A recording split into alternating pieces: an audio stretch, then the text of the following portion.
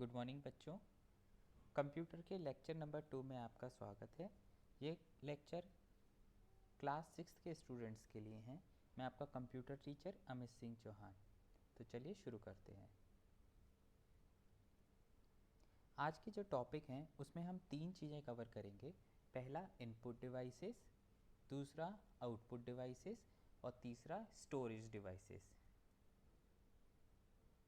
Input devices और output devices के बारे में हमने थोड़ा सा डिस्कस किया था जब हम last time block diagram discuss कर रहे थे।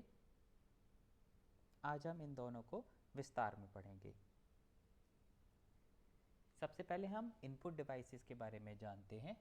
तो जैसा कि मैंने आपको कल बताया था, इनपुट डिवाइसेस वो डिवाइसेस होते हैं जिनकी मदद से हम डेटा कंप्यूटर तक पहुंचाते हैं। तो जब भी इनपुट डिवाइसेस आपको पहचानने हो तो आप ये देखेंगे कि ऐसे कौन से डिवाइसेस हैं जिससे डेटा आपके पास से कंप्यूटर तक जाता है। जब भी आप इस तरह से सोचेंगे तो आप इनको आसानी से पहचान सकते हैं। हम कुछ एग्जाम्पल देखेंगे इनपुट डिवाइसेस के और उनको समझेंगे कि कैसे डेटा आपके पास से कंप्यूटर तक जाता है उन डिवाइसेस की मदद से। जैसा कि आप देख सकते हैं, इस पिक्चर में काफ़ी सारे डिवाइसेस दिखाए गए हैं और ये सारे के सारे इनपुट डिवाइसेस की तरह काम करते हैं। ये सभी के सब इनपुट डिवाइसेस की कैटेगरी में आते हैं। आप देख सकते हैं यहाँ पर माउस है, कीबोर्ड है, जॉयस्टिक है, लाइट पेन है, टच पैड है, माइक्रोफोन है, स्कैनर है, ट्रैक बॉल है और डिजिटल कैमरा है। इनमें से कुछ को हम विस्तार में पढ़ते हैं और उनकी समझने की कोशिश करते हैं कि वो क्यों इनपुट डिवाइसेस की कैटेगरी में आते हैं। सबसे पहले कीबोर्ड। आप जो स्क्रीन पर देख रहे हैं इसे कीबोर्ड कहते हैं। इसमें काफ़ी सारे बटन होते हैं जिसमें ए से लेकर जेड तक के अल्फ़ाबेट, 1 से लेकर 0 तक के नंबर्स और बहुत सारी अन्य की होती हैं। कुल मिला के 104 या फिर उससे अधिक की हो सकती हैं कीबोर्ड में। कीबोर्ड को इनपुट डिवाइस की कैटेगरी में इसलिए रखा जाता है क्योंकि इसकी मदद से आप अपना कोई भी संदेश कंप्यूटर तक पहुंचा सकते हैं। आपको बस वो बटन दबाना है और आपका संदेश कंप्यूटर तक पहुंच जाएगा। यहाँ पर आपका जो डेटा फ्लो हो रहा है वो आपके पास से कंप्यूटर तक जा रहा है। और जैसा कि हमने अभी डिस्कस किया था कि जब भी डेटा आपके पास से कंप्यूटर तक जा रहा है तो उस डिवाइस को हम इनपुट डिवाइस कहते हैं। इसलिए कीबोर्ड इनपुट डिवाइस में आया। Next, mouse. ये भी एक तरीके का इनपुट डिवाइस है। इसमें 3 बटन होते हैं। एक लेफ़्ट क्लिक कहलाता है, एक राइट क्लिक कहलाता है और बीच में एक रोलर लगा होता है जो कि स्क्रॉल करने के काम आता है। स्क्रॉल करने का मतलब पेज को ऊपर नीचे करने के काम आता है।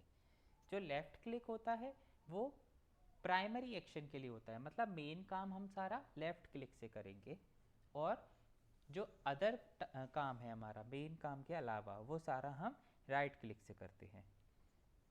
ये भी एक इनपुट डिवाइसेस होता है क्योंकि ये भी आपसे डेटा लेकर कंप्यूटर तक भेजता है। जब भी आप माउस पर क्लिक करेंगे तब तब कंप्यूटर आपके सारे निर्देशों का पालन करेगा। Next, scanner. इसका काम कोई भी तस्वीर या कोई कागज़ पे बनी हुई चीज़ या लिखावट को कंप्यूटर तक पहुंचाना होता है। आपको कागज़ पे लिखी हुई जो भी चीज़ कंप्यूटर तक पहुंचानी है वो कागज़ आप इसके ऊपर रखें और ये उसको स्कैन करके कंप्यूटर में दिखा देता है। जैसा कि आप देख सकते हैं ये भी आपसे डेटा ले जाकर कंप्यूटर तक पहुंचा रहा है, इसलिए ये भी इनपुट डिवाइस की कैटेगरी में आता है। नेक्स्ट है web camera. Web camera video conferencing के दौरान इस्तेमाल किया जाता है, जिसको हम वीडियो कॉल भी कह सकते हैं। जब हम कंप्यूटर की मदद से किसी से बात कर रहे हों तो हमारी तस्वीर को सामने वाले तक पहुंचाने में ये काम करेगा, क्योंकि ये भी आपकी तस्वीर को आपसे ले जाकर कंप्यूटर तक पहुंचा रहा है, इसलिए ये भी एक इनपुट डिवाइस की तरह काम किया करता है। नेक्स्ट है माइक्रोफोन। माइक्रोफोन का काम है आपकी आवाज़ को कंप्यूटर तक पहुंचाना। तो अगर आपको कोई भी अपना संदेश रिकॉर्ड करना है कंप्यूटर में, तो आप इस माइक्रोफोन पर बोलेंगे और ये आपका संदेश कंप्यूटर तक पहुंचा देगा। अब हम आउटपुट डिवाइसेस के बारे में जानते हैं। ये इनपुट डिवाइस से बिल्कुल परिवर्तित होते हैं। जिस तरह से इनपुट डिवाइसेस डेटा आपसे ले जाकर कंप्यूटर तक पहुंचाता है, वैसे ही आउटपुट डिवाइसेस कंप्यूटर से डेटा आप तक पहुंचाते हैं। इनके बारे में हम थोड़ा सा एग्जाम्पल देखते हैं और इनमें से कुछ को समझने की कोशिश करते हैं कि उनको आउटपुट डिवाइसेस क्यों कहते हैं। इस चित्र में आपको काफ़ी सारे आउटपुट डिवाइसेस दिख रहे होंगे, जैसे कि speaker, monitor, headphone, plotter, projector और प्रिंटर। आइए एक एक करके इनको समझने की कोशिश करते हैं। सबसे पहले मॉनिटर। मॉनिटर कंप्यूटर की वो स्क्रीन होती है जिस पर आप अपना आउटपुट देख सकते हैं। तो कंप्यूटर को कुछ भी चीज़ अगर आपको दर्शानी हो तो वो इस स्क्रीन पर दिखाएगा, जिसके थ्रू आप इसको रिसीव कर सकते हैं। तो कंप्यूटर अपना डेटा आप तक कैसे पहुंचा रहा है? स्क्रीन के थ्रू। स्पीकर। कंप्यूटर में अगर कोई आवाज़ है और वो आप तक पहुंचानी है, तो वो स्पीकर की मदद से वो आवाज़ आपको सुना सकता है। तो यहाँ पर भी डेटा कंप्यूटर से आप तक आ रहा है, इसलिए स्पीकर भी आउटपुट डिवाइस की तरह माना जाएगा। प्रोजेक्टर भी मॉनिटर की तरह ही काम करता है, बस इसमें अंतर इतना है कि मॉनिटर में आपको डायरेक्टली स्क्रीन पर दिख जाता है, जबकि प्रोजेक्टर उस चित्र को किसी और सरफेस पर प्रोजेक्ट करता है, चाहे वो किसी दीवार पे करे या किसी पर्दे पर। प्रिंटर, ये स्कैनर का उल्टा होता है। जैसे स्कैनर किसी कागज़ पर बने हुए चित्र या संदेश को कंप्यूटर तक ले जाता है, ऐसे ही कंप्यूटर में पहले से सेव कोई चित्र या कोई डेटा को अगर हम कागज़ पे लाना चाहते हैं तो प्रिंटर का उपयोग करते हैं। तो यहाँ पर भी डेटा कंप्यूटर से कागज़ के रूप में आप तक आ रहा है, इसलिए ये भी आउटपुट डिवाइस की कैटेगरी में रखा जाएगा। हेडफोन्स, ये भी स्पीकर की तरह ही एक डिवाइस है। कंप्यूटर में जो भी आवाज़ पहले से स्टोर है, अगर वो आपको सुननी है तो आप हेडफोन की मदद से उसे सुन सकते हैं।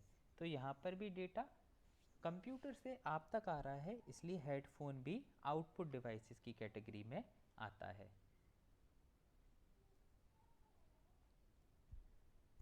इनपुट डिवाइस और आउटपुट डिवाइस को पहचानने का तरीका आप जान गए हैं। इसके अलावा भी कुछ डिवाइसेस होते हैं जो कि ना तो इनपुट डिवाइस की कैटेगरी में आते हैं, ना आउटपुट डिवाइस की कैटेगरी में आते हैं। उनको हम स्टोरेज डिवाइस की कैटेगरी में रखते हैं। स्टोरेज डिवाइस वो डिवाइस होते हैं जिस पर हम डेटा स्टोर करके या मतलब सेव करके रख सकते हैं। इसके कुछ एग्जाम्पल हैं, जैसे कि पेन ड्राइव। पेन ड्राइव में हम डेटा स्टोर करके रख सकते हैं।